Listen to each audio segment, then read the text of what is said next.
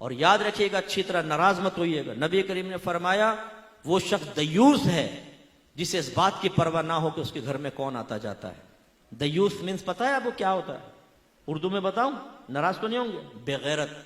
यानी अगर हमारी ज़ौजा, हमारी घर की औरतें नामहरमों से हंस हंस के बातें कर रही हो, नामहरमों घर में घुसेड़े, तो याद रखें ऐसे शख्स को आपके नबी ने दयूस कहा है।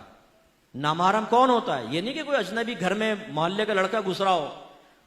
खालाजाद, फुप्पीजाद, चचाजाद, मामूजाद, इन कजनों से पर्दा है आपकी बीवी का, वो नामहरम है। इसी तरह लड़की का और खालू का पर्दा होता है।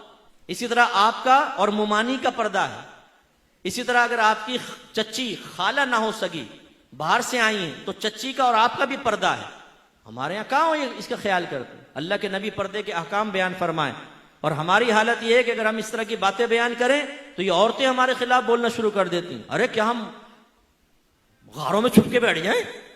दूध वाले से हंस के ये बातें कर रही हैं, पर सब्जी वाले से ये बातें कर निकल रही है, और वो मर्द देख रहे हैं, लेकिन हमारी गैरत ही सोई पड़ी है कि भाई तुम क्या कर रही हो?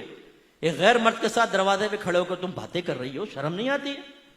बीबी फातिमा रज़ी अल्लाह ताला अन्हा, जिगर गोशा रसूल का आलम यह था कि आपने अपनी खादिमा से पूछा, ये बताओ हबशा में लोगों को, औरतों को दफन कैसे किया जाता था? उन्होंने कहा कि हमारे ऐसा होता था कि चारपाई पे औरत को लिटाकर चारों तरफ एक कपड़े की डोली सी बनाई जाती थी ताकि किसी की नजर ना पड़े, और फिर दफनाया जाता था। बीबी फातिमा रज़ी अल्लाह ताला अन्हा ने कहा मुझे इसी तरह दफनाना, और फरमाया अगर मैं फौत हो जाऊं तो रात के वक्त मेरी मैयत को लेके जाना ताकि किसी गैर महरम की नजर मेरी चारपाई तक पर ना पड़े। वो बीबी फातिमा नबी करीम सल्लल्लाहु अलैहि वसल्लम की बेटी, तरबियत याफ्ता, ये कहे, और ये बीबी फातिमा को मानने वाली, उनकी न्याज़ें खाने वाली, ये कहे कि हम पर्दा नहीं करेंगी। और घर का वो सरपरस्त बेवकूफ किस्म का, वो कहता है कि जी मैं परमिशन देता हूं तुम बगैर पर्दे के घूमो फिरो। यानी कितनी बहनें मुझे ऐसी मिली जो ये कहती है कि हमारे शौहर ये कहते हैं कि मेरे दोस्त आए, रिश्तेदार आए, बिला पर्दा सामने बैठो।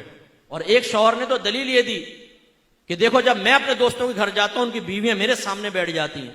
यानी वो तुम अगर बेगैरत हो, वो अपनी बीवियों को बेगैरत बना के तुम्हारे सामने बैठाए, तो तुम्हारी बीवी भी बेगैरत बन के तुम्हारे दोस्तों के सामने बैठे और दावत नजारा दे। मर्द की नीयत का क्या मालूम? हम में से कितने ऐसे बैठे होंगे जो लोगों के सामने बड़े यूं मोहतात बनते, लेकिन टेढ़ी टेढ़ी आंखों से शादी ब्याह के अंदर सब देख लेते हैं ना। लाल वाली कपड़े वाली देख, अच्छा कर रहे यूं होंगे, उंगलियों के झरोके से देख लेंगे। और बीवी साथ बैठे होगी स्कूटर पे, पता है बीवी बैठी हो, तो टेढ़ी आंखों से देखेगा ना वो साथ में जाती हुई औरत को, बातों का टकरा भी जाते हैं गाड़ियों से। तो जब हमारी नीयतों में इतना फतूर है कि शैतान कुछ ना कुछ डाल देता है, तो आपने कैसे समझा कि घर की औरत के शैतान से बिल्कुल पाको साफ हो गई? शैतान उसके जहन में ख्याल नहीं डाल सकता, गैर मर्द की तरफ उसकी तवज्जो नहीं जा सकती। ये हमारी जिम्मेदारी है कि हम उसको रोकें। नबी करीम तो ये करें और हम ना करें, गलत चीज है ना। एक मरतबा नबी करीम सल्लल्लाहु अलैहि वसल्लम हुजरे में दाखिल हुए, सईदा आयशा सिद्दीक़ा रज़ी अल्लाह तआला अन्हा के पास एक शख्स को बैठे हुए देखा, चेहरे अनवर का रंग बदल गया, जलाल के आसार नुमाया हुए। सईदा आयशा ने अर्ज़ किया, रसूलल्लाह ये मेरे रिज़ाई भाई हैं, यानी हमने एक ही माँ का दूध पिया है। तो फिर सरकार का जलाल कम हुआ, यानी जलाल में तशरीफ लाए कि घर में अजनबी मर्द कैसे?